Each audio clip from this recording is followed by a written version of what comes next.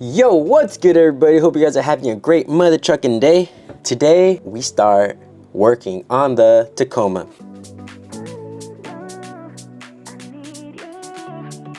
So a quick recap in case the timeline is a little off. I've been filming these videos for maybe like a month or so, maybe some more. Honestly, it's been a couple months, so in case it seems a little weird, I kind of wanted to make sure that I posted all these videos all together. In earlier videos, I don't know if you guys recall, video that we did with installing the headers for the WRX, the blue WRX. Yeah, I kind of explained to you guys a little bit of what was going on with the Tacoma, give you guys a quick rundown of the damage of the that it had, and now we're gonna start the repair process. Alrighty guys, so right now we looked under the car looks pretty solid. We did notice that the CV boot, where the axle, I don't know if you guys can see, so my dad's currently working on, we're removing one of the boots on this car because we believe that the axle popped out of the knuckle. So right now we're gonna basically put it back in, and it shouldn't take too long. And then we got to do a little bit of replacement because we also noticed that one of the end links over here where I'm pointing at is cut. Quick update, we removed this little end link over here, trying to see what's exactly going on here. For sure the CV axle is bad, which is this right here. As you guys can see, it's like bent downwards. It rotates, that just doesn't look weird. It just looks really weird. Good, the power steering is good. Looks pretty good. Yeah, I'm not too familiar with this types of suspension. This is pretty complicated. I feel like you have your what is this, your A bar or A suspension? I don't know what the fuck this is. It's like double wishbone, I think it looks like. And this doesn't look right. This doesn't look right. So we're trying to figure out what's exactly going on. We're just lifting up the suspension for the right side, passenger side, and we're just testing out, seeing what's actually interferences we're seeing. Alrighty guys, this is part 2 of installation. So we received the part already from eBay Motors. I'm looking for a size 22 millimeter wrench. 22 mil to start removing the lower control arm for the car.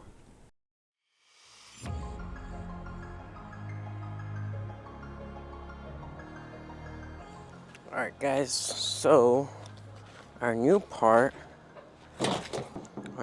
looks like this. This is our lower control arm, and then we have our upper control arm here.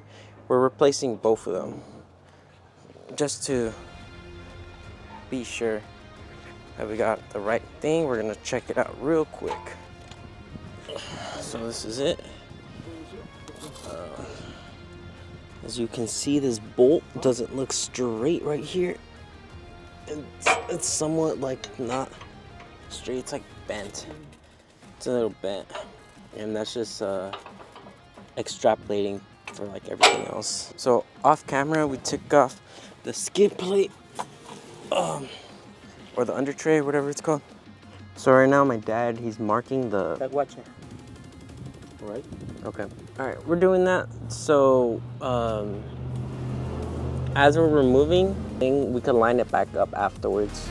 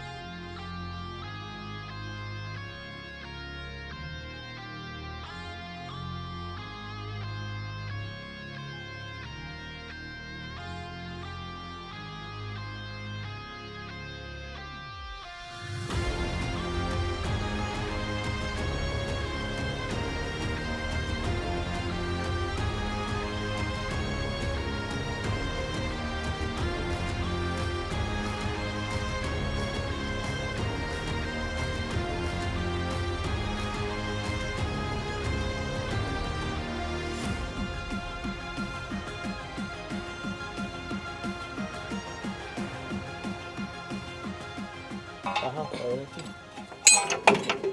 Jalalo.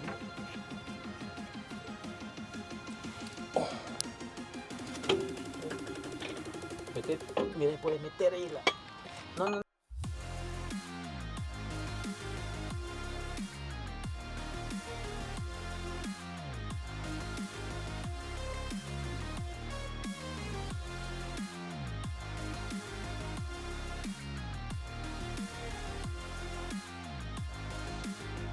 Alright guys, now we're gonna put the shock or the strut to line up.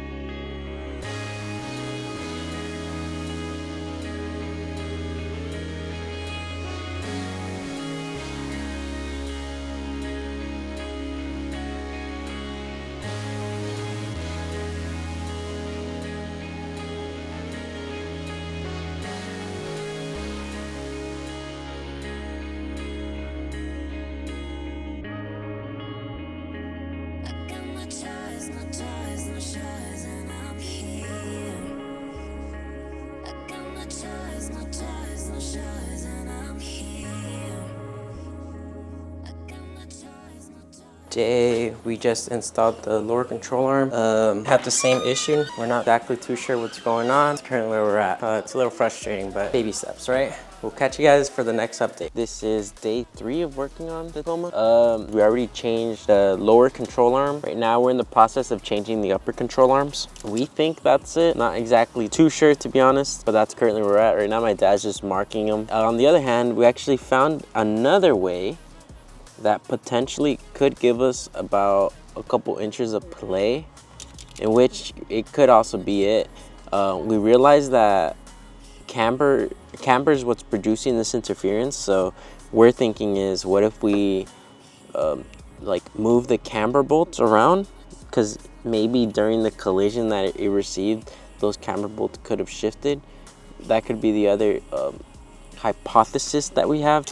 I guess in terms of what we're gonna do is, first we're gonna remove the upper control arm, and then we're probably gonna start messing with the camber adjustment for this side, and then hopefully we can fit the tire in it. And a couple of the parts that we got were damaged, so I couldn't receive it, which just means we have to go look for more, which kind of sucks. But I'd rather get a good quality part than a messed up one that requires some work.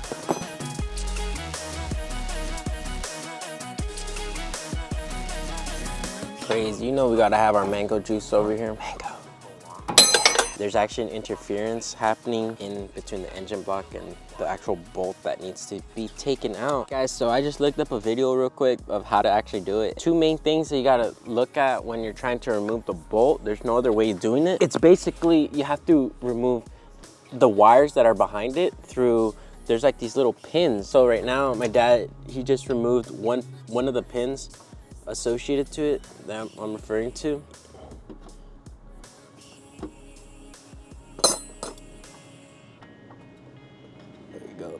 Look at little guy. Don't interfere with nature, they say. Hi, Jerome. Hi, Papacito. How are you? All right, so my dad just ended up using some clamp to move it.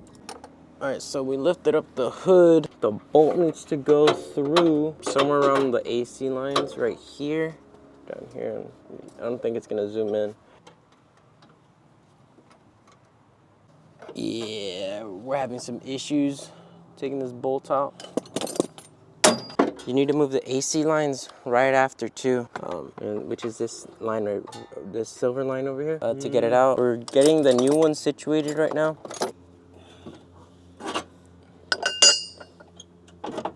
All right, so we're putting in the bolt with the new upper control arm. This bolt is, you have to make room, but with the fender. La cosa es que es donde está ubicado. Yeah, so I'm having an issue putting it through. All right, so this was probably the hardest part, to put the bolt back in. Yeah, we had to use 2 hammers. We clamped the nut in, and we were just wailing at it from both sides. After fighting it, we ended up just doing full rotations on this, and it looks like we were finally able to get the bolt through. It was definitely a lot harder than we anticipated it to be. There's just change up. But right now we're just gonna thread it on one side to pull the bolt through.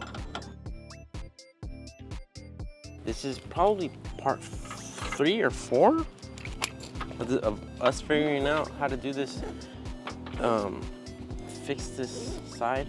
And so far we're adjusting the camber bolts. So those, in the previous video we did lower control arms, and right now we're adjusting the the lower control arm, the camber bolts on it, in hopes that, you know, it gives us enough play to actually put the wheel on. All right guys, so we just adjusted the camber bolts enough to basically hopefully give us enough play to fit the wheel on there. If that doesn't work, we're gonna try adjusting the toe on it, which is adjusted through this here, which in my hand, I'll show you guys. So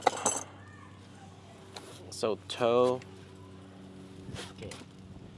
So yeah, toe. Oh, it's gonna look kind of weird on my hand, but XYZ. So we have camber, which is this way, toe, which is this way.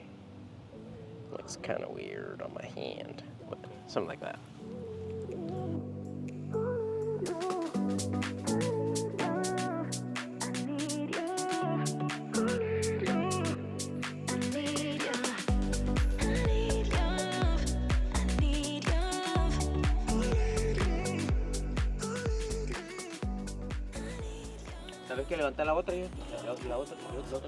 Okay. All right, so we're gonna actually lift up the other side again to see what's going on. All right, we're lifting up the other side right now.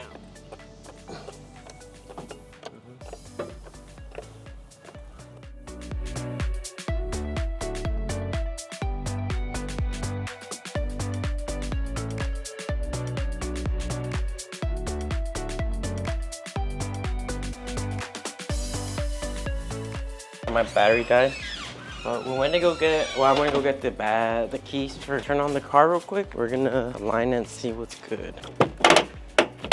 El alignment está bien mal. Yeah, the alignment on this car is really bad. So hopefully, it might be a bad steering pump.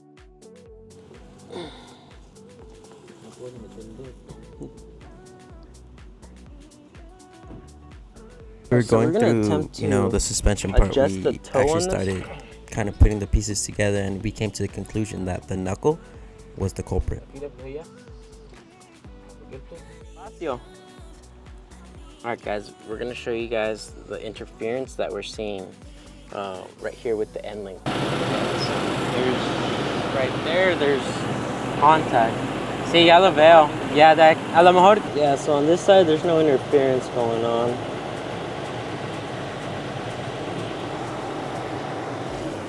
Puede ser. Alrighty guys, so what we thought was gonna adjust and fix it, which was the camber bolts, it actually didn't end up working, which kind of sucks, but yeah, it just sucks. We're gonna try this. So earlier I showed you guys some interference that we saw when we were moving the steering wheel, and we're thinking that the next way, or the next step in trying to fix this perhaps could be replacing the knuckle. It's called the knuckle, which is that long part, this part right here. What my dad's pointing at. We're thinking there's some form of deflection that was created there that's introducing an interference within the linkage, the sway bar link, and the knuckle. So that's gonna be our next process that we're gonna be replacing.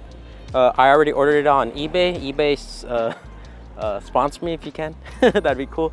But yeah, so we just ordered some parts on eBay, and we're hoping that is it, and we can hopefully call it. Hopefully that's it. So we'll have to see. On the other side, there's obviously no interference. It's just this specific side that's bugging, and it's annoying. But yeah, rocking the Muay Thai tee from my gym. And yeah, we're gonna call it a day today because there's nothing else we can do today. We already tried again the camber bolts, and we already tried just tweaking the camber bolts and the toe arm, the power steering to adjust the toe on it, and unfortunately none of that worked. So next thing is that part. So bear with me, guys. This is taking a lot longer than we anticipated it to. We've had the car for like a week and a half already, 2 weeks. So this is future Geo reporting live from the little camera. But yeah, so I don't have it on this video. I actually forgot to film it, but really good news.